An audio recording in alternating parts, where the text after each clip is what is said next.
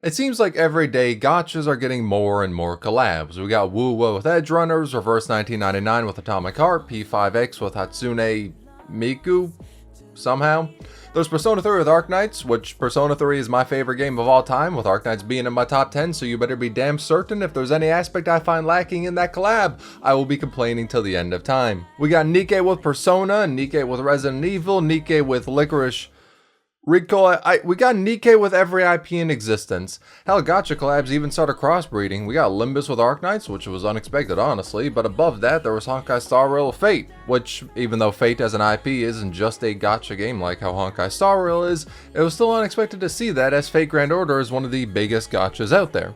But it's definitely the case that nowadays most gachas are just spamming collabs. Well, more so it's now the case that gachas are spamming collabs that aren't with ReZero or Persona 5. But looking at all the collabs that are out there, I started to wonder, what makes a good collab? What separates actual peak and something that is a love letter to what it's collaborating with to a quick, cheap cash grab? And that's what this video is about.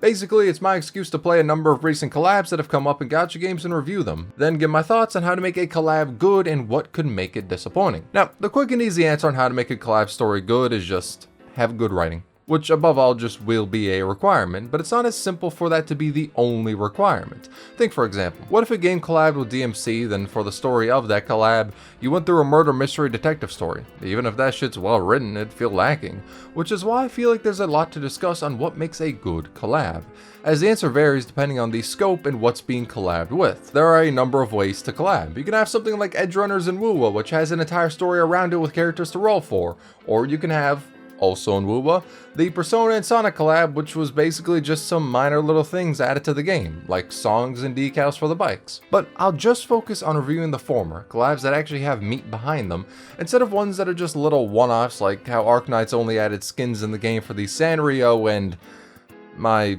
Little Pony collab. You know, I gotta ask, how did this one come to be? Like, we all know Lowlight just does collabs of stuff he likes. Did his little nephew tune him into My Little Pony or something? Like, what's the lore behind this? But that aside, it's time to review the first collab. The Honkai Star Rail Fate collab, part 1 for now. And just to swallow my thoughts, I didn't like it. Weirdly enough, I wouldn't call it terrible. As for it to be terrible, I think it has to be something no one or not many people would like. But I can actually understand why people might really like it, as the collab is honestly weird. Like, most collabs for games focus on what they are collaborating with, either just retelling the events of what happened in that IP or trying to build off of it. But the focus is mostly on that IP, as it makes sense. If you want to build up something in your world, you can do that whenever, whilst for collabs, it'll pretty much just be that one event. But Honkai Star Rail took the Fate Stay Night characters and went like, alright, y'all are here, y'all look pretty, get people into the door to roll.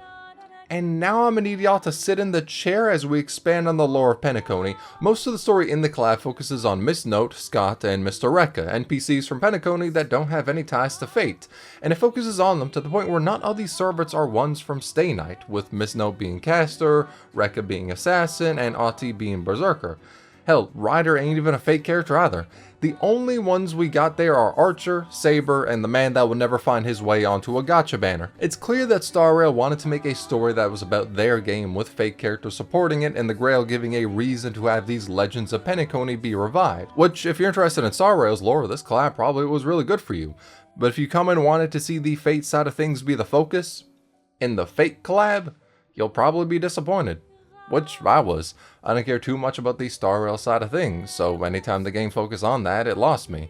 Bar the scene at the end with Pom Pom and Misha, that was actually pretty good, but most other scenes didn't interest me. Like the 40 minutes we spent in silence due to Rekka's noble phantasm. Yes, you heard me.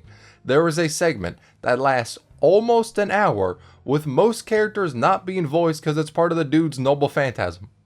Brother, what are we doing here? The Bryn section was nice as it focused on Saber's past, so at least there was something fate-oriented there, even if it wasn't breaking any new ground, but it was over before it really began. Now, all this is to say, I personally didn't like it, though I wouldn't call it terrible, as it's clear the intent was a Honkai Star Rail story with Fate characters, which I don't know why that was the goal, but it's clear they did just that. I just didn't like the Honkai story aspect of it. Maybe if I found the characters more interesting, my perspective would change. Though also, the Holy Grail War didn't really feel like a war. Literally, all you do for the war aspect of the Holy Grail war is just team up with everyone that's friends with the Trailblazer and fight against like 3 servants. Then it's over. It's more like y'all are literally just jumping people than fighting in a big war. The one thing I will objectively say is terrible is the lack of budget. My lord, I've heard Star Rail players complain that even though the game makes billions, you don't feel that budget in the game, and they were correct. Cause brother man, what do you mean all the enemies we fight are just repeats or at most reskins of the enemies in Penacony? Brother man, what? Why? Why couldn't we just get something new? This game has made more than some countries' GDP. Why is the final boss just the annoying ass bug boss? I mean, I've heard people say it's for symbolism, but like, I mean, come on. If we're gonna aim for symbolism, at least make the mechanics largely different so it can feel refreshing. I would say that's the only part of the collab I actually hate. Aside from that though, it just focuses a lot on its own story, which I didn't find interesting. However, the second collab was so much better than part 1, which isn't saying a lot, to be honest, but they actually locked in to make something good. The Holy Grail War actually feels like a war now, instead of a ragtag group of people just running after the big bad like it was in part 1. The story actually revolves around getting the Grail. You still end up teaming up with most of the characters to fight the big bad like in part 1, but at least in this, you're fighting against actual fake characters in the fake collab, instead of NPC models in Penacony. And instead of the plot unfolding in a very simple manner of go here, fight this person, go here, fight this one, there are some twists with Ishtar being the one behind everything and how far the manipulation of the servants goes. It's not exactly a ground-shattering plot with twists and turns, but it's something that's much better than Rekka's 40 minutes of silent film. In this, they also spend most of the time focusing on Rin, and the Rin in this collab is some years after the events from Fate Stay Night. Now, in particular, how many years? Brother man, I could not tell you. Thing is, I've watched Stay Night, Zero, Apocrypha, played the first arc in FGO, which, to people who haven't really gotten into Fate, that probably sounds like a lot. But if you've gotten into it, you can easily tell why I feel as though I don't know much about the wider lore. When it comes to that, I genuinely feel like I know a drop in the bucket compared to what's out there. Also, it doesn't help that I watched Stay Night and Zero probably like 7 years ago at this point. But even with the particulars of the story missing from my memory, I still really enjoyed the collab. Which, I might be glazing it a little because Gilgamesh is in it and he's probably my favorite character in Fate, but that's neither here nor there. I will say some parts of the collab confused me, which probably comes from me not remembering as much in Stay Night or because I never played the visual novel. Like Rin not knowing why Lancer knew her, or Saber saying the Rin she knew was from a different world. I mean, the logic of that one's easy enough to follow. I just don't know the significance behind making that distinction instead of it being the same Rin Saber knew. I asked a friend who's a big fan of Stay Night as he's played the visual novel, and he said these changes might be the case depending on the route they're implying this Rin took. So maybe Saber's familiar with the Rin from a different route in the VN or something like that. But Saber not being too familiar with this Rin caused a scene where the two of them met to be not as interesting as it could have been. But the ending with Archer makes up for it a lot. I really enjoyed that scene. Having an emotional moment with the two of them meeting again is leagues better than a fucking 40-minute segment of pure silence that we were subjected to in part 1. I'm sorry, I'm gonna keep dogging on it, that shit pissed me off. But seeing these new character interactions, this is what a collab can do really well. Have them interact and talk. It's not in canon, so you don't have to treat them meeting again as some huge ass plot point or whatever. Just give a nice moment to the fans, where they can be happy their favorite characters are meeting one another and talking again. This was a great scene. Also, the combat was a nice change of pace. Still reused enemy designs, but with the battle style being different, it didn't feel boring. When I first saw the cards appear, I thought they were going to try to do FGO styled combat, which filled me with immense dread, so I'm very happy they didn't do that shit as this combat was actually fun. Also, the little references to stuff in Fate like Lilia and the leveling of FGO was like, man, this is how you do a collab, not make a Honkai Star Rail story with fake characters off in the cuck chair. This was such an improvement over part 1. I'm really glad they actually listened to criticism from that. I do wish we got to see more interactions between Saber and Rin, but everything considered, I still think they did a really good job with part 2, especially considering a majority of the servants in this were actual fucking Fate servants. even though Berserker was kinda shafted again with Blade and Silverwolf fucking off frame 1. They're just scared to put Hercules in this game. I can't wait for part 3 though, maybe he'll be in that one. Either way, I just know for sure Lancer sure as fuck not about to be on the banner for that. But now the Cyberpunk collab. This was actually peak. The collab didn't feel like the goal was to integrate Cyberpunk into their world or try to give a summary of what happened in Edgerunners, even though the collab ended up doing both of those. Instead, it felt like the goal was literally episode 11 of the anime. They must have had the goal of writing an epilogue for the story because that's what this collab is spoilers and all. They didn't give a shit. If you didn't watch or finish the anime, they don't give a damn. They hit you with literally every spoiler imaginable.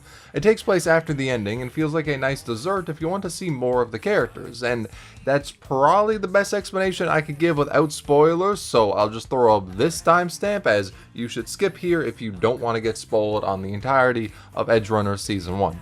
Alright, now that that's out of the way, the scene with Lucy and David meeting again with the opening plane was peak. I'm willing to bet every dollar I got that the person in charge of this collab was a fucking mega fan of Edgerunners and wanted these motherfuckers to get, well, yeah, maybe not a happy ending, but at least have a scene where they're happily with each other after that depressing fucking ending. It feels like someone wanted to make their fanfic on a big stage, and you know what? I don't mind that at all. Not to mention how beautiful the animated segments were and how good Night City and the moon looked. I remember when this collab was announced, people were wondering where David was, and they just chalked it up to, well, gacha games are always going to take the waifus as playable characters, which, yeah, for the most part that's the case, but David wasn't thrown in our face as this takes place after his death, and since he's tied heavily to Lucy's mental state, they don't just throw him around willy-nilly. He only appears at the end when it has so much importance. I'm really glad this is the collab that dropped instead of some like, they got teleported randomly to Wuwa's world and David's there like, whoa, oh my god, Lucy, Rebecca, where are we? And the rest of the collab is a poorly made slice of life till eventually the plot kicks them back into Night City. I'm glad it decided to build off of what was shown in the anime rather than be a cheap little cash-in where they just take the characters and have them basically sell themselves, with the story behind the collab being largely inconsequential. I think this collab goes above and beyond what's normally expected. I've never really seen a collab act like a continuation of the plot, but seeing how torn Lucy was through all this, knowing that if she fixes everything she'll go back to being in a world without any of her friends, and seeing her say how nightmares of that day haven't left her alone, it really felt like it could be canon. It's not, but if all the Wuwa stuff was stripped away and it was instead an actual episode of the anime just focusing on Lucy, it really feels like not much would need to be changed, which is a testament to how well it was written. But that's all there is to say for this collab. Now the next one doesn't really continue the plot, but gives a story that takes place before the game, which is Reverse 1999's collab with Atomic Heart. And I actually was sponsored by Reverse 1999 for this video to play the collab and give my thoughts on it. Now this one was pretty much at a left field to see, as when it comes to games to collab with, Atomic Heart isn't really too much of a popular pick. This honestly just seems like the devs wanted to collab with a game they liked and Atomic Heart was a choice. Not too surprising considering the art styles are incredibly similar. However, it was a pretty faithful collab with Atomic Heart, though since the collab takes place before the game, they didn't dive into spoilers in this. The most they did was make references to stuff in the plot of Atomic Heart, like P3's connection to the twins, but some aspects of it, like the polymer taking the corpses over after their death, robots fighting you, the story being batshit insane, but in a charming way, that is pretty much how it is in the game. Except this time around, what makes Collective collapse is someone called Maxim, who was mad at everyone just progressing beyond what happened in the past with the plague, and forgetting the heroes that died from them during it. The story is mainly focused on this new character and the twins, even going so far as to give the twins a different design for the collab and a skin on top of that, with the all being a recreation of the twins fight in Atomic Heart. They're definitely the focus, with P3, the protagonist of Atomic Heart, only appearing slightly in the story. And by the way, yes, Crispy Crit is unironically what he says in the game. He's a dork, like just straight up, bro's a dork. Though in the story, the pacing's really quick, which is also similar to Atomic Heart. It's a game that just throws so much at you a mile a minute and it makes you feel really confused. In an intentional manner, as you're meant to not fully know what's going on or who to trust and eventually piece it together. Which they emulated here by not knowing how Collective failed and then piecing it together that it was Maxim who did it. All in all, I think they did a good job with the collab as it was able to do what I think a good collab should. Which it's probably time I start talking about what I think that is. Now, of course, this isn't some catch-all. It isn't some universal truth of do this and your collab story will be amazing, but I think it's the bare minimum that should be done. Now, of course, it does depend. Now, for some people, as long as they see their favorite characters, they're happy, so it's not like this is by any means a requirement, but to put into words what I want to discuss, There was a recent interview with the director of Expedition 33, and there was something he said in it, whilst he was going through a bunch of games that he loves, that really puts into words how I like to review games and shows what I think a collab needs to achieve. C'est pour ça que j'aime les jeux japonais, c'est des jeux qui ont des... Enfin, il y en a aussi à l'ouest, hein, mais je trouve moins assumés. C'est des jeux d'auteur, quoi. Des jeux où tu sens qu'il y a quelqu'un derrière qui a une vision ultra forte, qui sait ce qu'il veut. Et c'est pas parfait du coup, parce que les êtres humains sont pas parfaits. Mais on s'en fout en fait, c'est pas ça qui compte. Et c'est pour ça que moi je trouve le système de notation globale, de noter graphisme, gameplay, histoire, tout ça, ça a pas de sens pour moi. C'est comme noter quelqu'un sur est-ce qu'il s'habille bien, est-ce qu'il est assez gentil, est-ce qu'il est assez intelligent et tout ça. En fait on s'en fout, c'est le tout qui fait quelque chose. What he's saying is that some games are made as a reflection of what the author wants to put out into the world. It's not made as a checklist of, this is a game, we need great voice acting, graphics, music, addictive gameplay, but instead it's the author wanting to bring their vision to life, and doing everything they can for that goal. Think for example a game where the player character is narratively incredibly weak, bottom of the barrel cannon fodder, and then when it comes to gameplay you're running around like Doom Guy. Like yeah, sure that's fun to play as, but it doesn't make sense. If you want to stick to a goal of the game expressing the protagonist's weakness, then the gameplay shouldn't be as action-packed. You should have different elements going into the gameplay than just whatever is easily enjoyed. Hell, if you really got balls, make it so the gameplay is horrible to play so you want to avoid combat. Like, imagine Evangelion being made and midway through the creator was pulled to the side and told something like, hey man, what you're making? Way too depressing, kinda a downer to be honest. Can we instead make this like an upbeat story? That'll sell better, and let's do that. It'd feel cheap. You know the creator is not putting out the story they want to tell, but it's being molded around what would be best to sell instead of what the vision is, regardless of how polarizing that vision may be. I feel like games, as with any medium, are a way the creator can express themselves and what they love. You can make your vision a reality, and to me, that's what's most important when I play them. Seeing all the love that was poured into the game and what the creator wants to say with their work. Which is also why when I play a game that I can tell the creator's just saying, give me money, this is a soulless cash grab, I don't really fuck with it. Which is to say that for a collab with a story to be good, to me, I think it needs to embody what the original was trying to do or say. To me, that's a bare minimum bar to clear for your collab story to feel like it actually has something to say, rather than being a justification for selling popular characters. For Fate, a large part of the love I have for it is seeing the historical figures interact with each other. Think for example the scene in Zero with Iskander, Artoria, and Gilgamesh all debating what it means to be a king. Stuff like that is what I loved about it. So Star Rail took how Fate displays history through these servants and adapted that for showing the history of Penacony through its historical figures. Another part of what embodies Fate is of course the character writing, but part 1 didn't really give us much of that. Part 2 however did show it off. And more importantly, the Holy Grail War in it actually felt interesting, so it embodied that aspect of what makes Fate as good as it is as well. Edge Runners is a story about how Night City treats its legends and one about the connection between Lucy and David. So the collab focuses on the impact David has had after his death. After all, to be a legend in Night City, it doesn't matter how you lived, but more so by how you died. And it shows Lucy's mental state as she deals with David's death. Atomic Heart is a game heavily inspired by Bioshock, and what it takes from it isn't just the gameplay, but the world revolving around a civilization that was once amazing, having fallen from grace due to the corrupt powers behind that civilization, which you see with the fall of Collective. Then, in the collab, you get a glimpse of that with Sechenov continuing with Collective despite what recently happened, and assuming this is before the events of the game, you know the launch of it went as horribly as it did. If games are art and you love the characters behind the collab of a game, then for the story you'd want it to embody what made you fall in love with that world. Like for me, if the Persona 3 and Arknights collab has a story and it's focused on some unimportant mundane shit, I'ma be pissed. It's a Persona 3 story, focus on the meaning of life, it's what the entire game's about. Now there are many aspects behind what makes a story good, what it wants to do. There's rarely ever just one thing the story is trying to do or say and that's it, but at least take the essence of what the story is about and adapt it in your own way with the characters.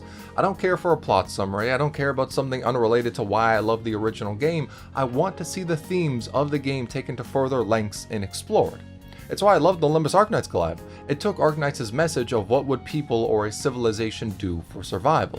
What is the right of it, and is it moral to trample over other civilizations for your survival, and created mayors to explore this concept. Then use plot points relevant to Limbus to make her distort, and have the question of what is moral for a civilization to do to stop suffering and survive take the forefront. Even going so far as to make the Doctor give some answers on that which we're yet to see in canon for Arknights. Okay, that's like 2 videos in a row now. I've been on my knees glazing this collab to no end. I need a gag order put on me. But that's my perspective on what should be done to make a collab story good. Of course, above all, it needs to be well written, but if the story can build off the message the original was trying to say and make the player fall in love with it all over again, that elevates a story above a lot, which are just bare bones basic plots they can use to justify the characters getting thrown into their world. And this video also serves as a checklist for what I'm hoping the Persona 3 Arknights collab is going to be like, because I am incredibly hyped for that, and if it is a disappointment, I will cry myself to sleep. All I'm saying is, low light, make Makoto and Igas both 6 stars. You can do that. I won't complain.